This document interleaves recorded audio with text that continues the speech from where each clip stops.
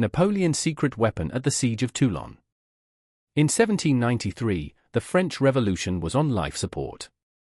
The new republic, just an infant, was being attacked by every monarchy in Europe while simultaneously tearing itself apart from the inside. The guillotine's shadow loomed over Paris.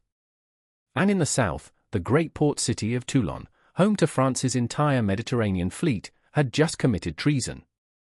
Its people, a mix of royalists and fed-up moderates, hadn't just rebelled, they had thrown open the gates to the enemy, inviting the British and Spanish navies right into their harbour. This was a dagger pointed straight at the heart of the revolution, threatening to cripple France's naval power for good.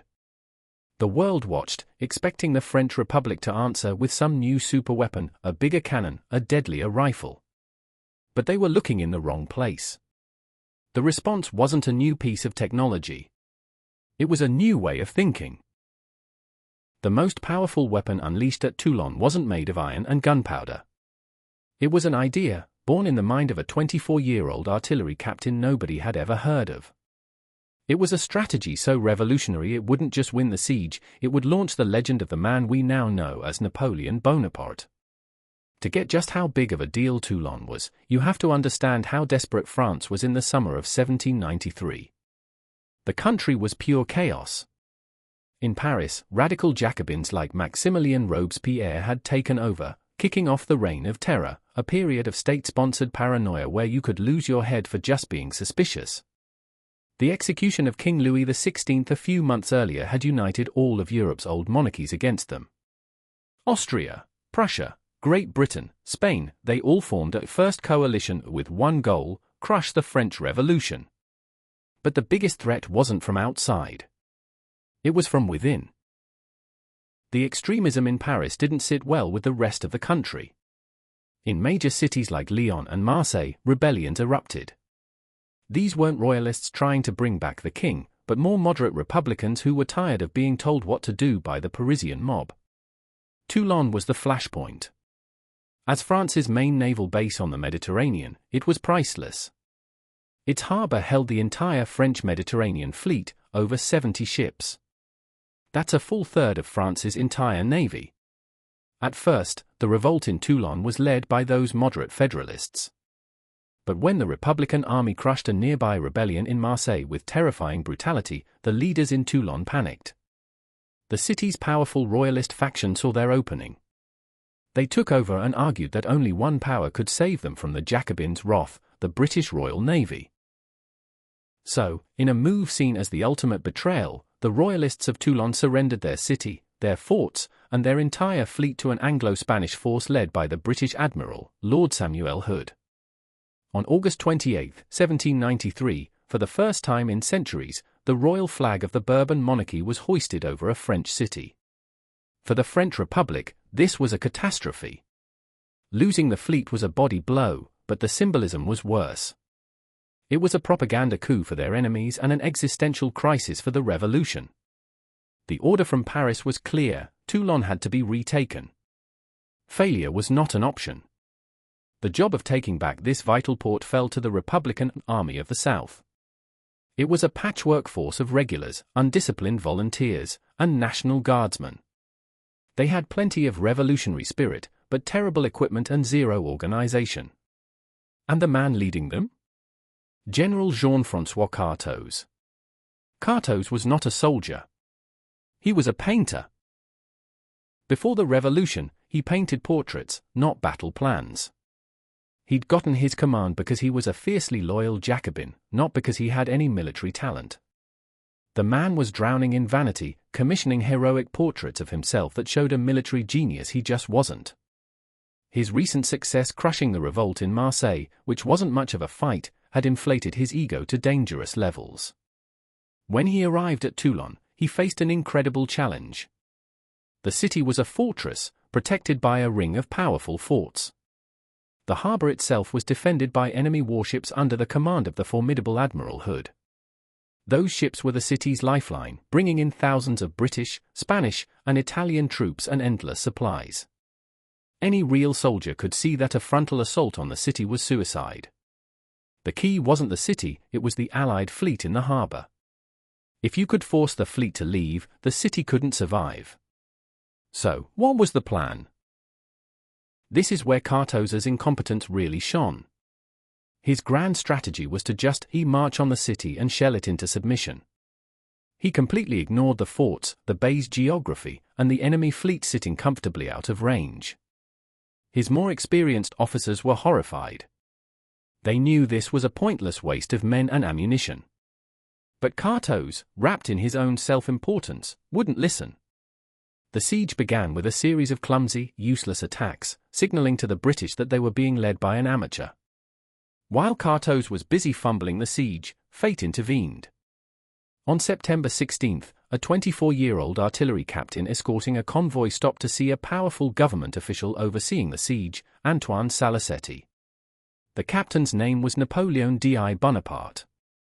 He was a short, intense young man with a slight Italian accent, an outsider.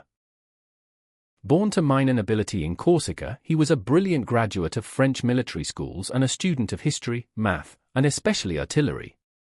He was ambitious, but his career so far had been a mess, and his family had recently fled Corsica as political refugees. He'd just written a pro-Jacobin pamphlet that had caught the eye of powerful men at the siege, including Salicetti. His timing couldn't have been better. The army's chief of artillery had just been seriously wounded, leaving the post empty. Salicetti, perhaps seeing a spark in his young countryman, made a snap decision. He bypassed the chain of command and appointed Captain Bonaparte the new commander of artillery for the Army of the South. Bonaparte got to work and found total chaos. The artillery was a joke, a few mismatched cannons with no ammo, no organization, and no plan. But where others saw a disaster, Bonaparte saw an opportunity. It was here that his greatest talent first appeared. His coup d'oeil or stroke of the eye. It was an almost supernatural ability to instantly grasp the strategic layout of a battlefield. He looked at the scene, Toulon, the harbor, the Allied fleet, and the ring of hills surrounding it all. And in a flash, he saw what the painter general could not. The key wasn't the city. It was the water.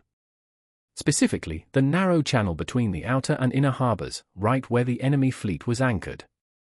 This channel was flanked by two peninsulas. The northern one was heavily fortified, but the southern one, a long spit of land called L'Aiguillette, was the decisive point. Bonaparte realized that if he could capture the high ground at the tip of that peninsula, he could set up cannons that would command a perfect field of fire over the entire inner harbor. No ship could survive it. The Royal Navy would have a simple choice: leave Toulon, or be destroyed. He went straight to General Cartoz and proposed a radical new plan. Stop shelling the city. Focus everything on taking that one piece of high ground. Cartoz was baffled. This intense, foreign-sounding captain wanted him to ignore the city entirely? He dismissed the idea with contempt, famously saying, "We will not be needing your assistance to capture Toulon, but you may share in the glory of burning the city tomorrow." The general couldn't see it. The secret weapon had been identified. It wasn't a cannon. It was a single, overlooked hill. Dismissed but not defeated, Napoleon went to work with a manic energy. If artillery was his weapon, he would have to build it from scratch. He needed more cannons, more powder, more shot, and more trained men. What he did next was a masterclass in logistics and sheer willpower. He fired off letters to the Ministry of War and nearby towns, demanding supplies. He turned local factories into workshops for casting cannons and cannonballs. He scavenged guns from coastal forts. In a short time, he expanded the army's handful of guns into a park of over 100 cannons, howitzers, and mortars. Of course, cannons need gunners. The revolution had thinned the ranks of trained artillerymen, so Bonaparte got creative. He used his political connections to pull retired officers back into service. Then, he started training infantrymen himself, teaching them the complex art of firing the big guns. He wasn't some distant commander, he worked right alongside them in the mud, sighting the cannons and sharing their hardships. This earned him their fierce loyalty. They could see this young captain knew exactly what he was doing. He also understood psychology. To inspire his men, he gave his new batteries patriotic names like the Mountain and the Sans-Culottes. His most brilliant move came when he built a battery in a dangerously exposed position. The British shelling was so intense that the gunners refused to man it. So, instead of ordering them, Napoleon simply renamed it La Batterie des Hommes Sans Peur, the battery of the men without fear. The effect was electric. Suddenly, a death trap became a post of honor, with no shortage of volunteers. It was an early glimpse of his genius for motivating the common soldier. All the while, the political bosses were watching. They saw his competence and contrasted it with General Cartou's, who kept messing things up. After one of Cartou's attacks failed spectacularly, they'd had enough. In early November, Cartou's was fired. The first obstacle to Napoleon's plan was gone. His weapon was nearly ready. After a brief and ridiculous interlude with another incompetent general, a former doctor who panicked and ordered a retreat mid-battle, a real soldier finally arrived on November 17, General Jacques-François Dugommier. He was a 55-year-old veteran, a true professional, and he was smart enough to recognize genius when he saw it. On November 25, Dugommier held a council of war. Major Bonaparte, he'd been promoted, formally laid out his plan. He explained that the Allied fleet was the enemy's center of gravity. Everything depended on it. He then pointed to the promontory of Aiguillette. To control that point was to hold the key to Toulon. The British, of course, weren't stupid. They knew this hill was important too. They had landed troops and built a massive fort on its highest point, which they named Fort Mulgrave. It was so strong, bristling with cannons and manned by elite troops, that the French soldiers nicknamed it Little Gibraltar. Bonaparte's plan was simple and daring. He argued they should focus all their strength on one single objective, capturing Little Gibraltar. Ignore the city, ignore the other forts, and throw everything they had at that one critical point. Once it was taken, he explained, he could haul his heavy guns up to the top. From that height, they could rain hell down on the Allied fleet below.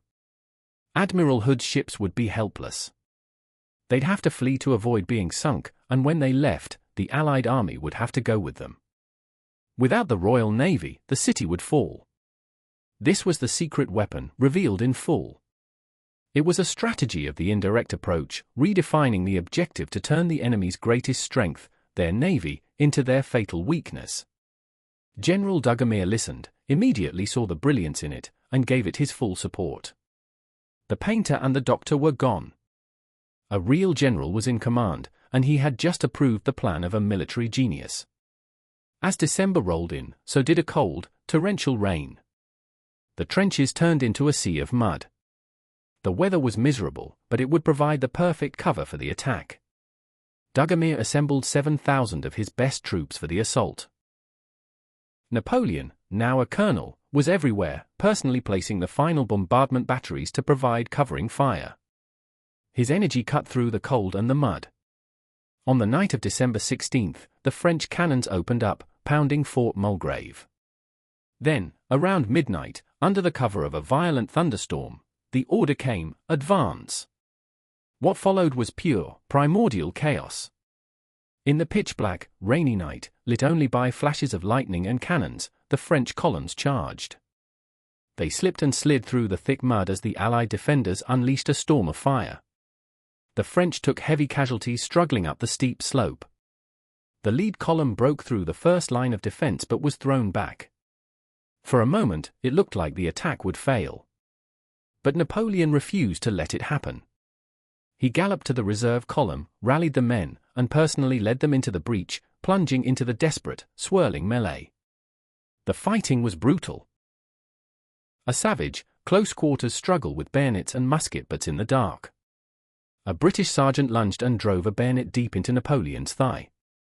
The wound was severe, but he refused to leave the field. He had a horse shot out from under him, but he pressed on, his courage inspiring his men to fight with renewed fury. The sheer momentum of the French attack was just too much. As dawn broke on the morning of December 17, the fight was over.